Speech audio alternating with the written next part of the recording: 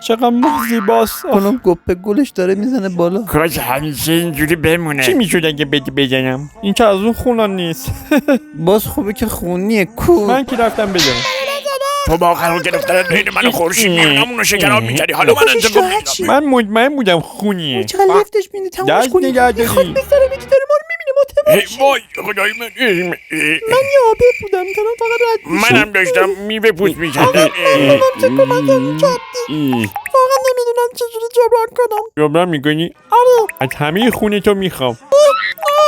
زمین همه خودش مال منه. باشه دیوانه دامه. بقیه کجای؟ نمیدونم فقط یادم ماه سفید شد یا پیس. شما اونجایی؟ چرا رفتی اونجا بیان جلو دیگه؟ نظرم موقعیت مناسبی نیست. آخه یه اتفاقی افتاد. ما میگیم اینقدر خونیشو مکیدم رنگ سفید شد. آها پس شما این کارو کردی. دارم یه حالی میشه. فکر کنم باید یه قرصی بخوریم. آره قرص ما اونم که گرگیلش میکنه.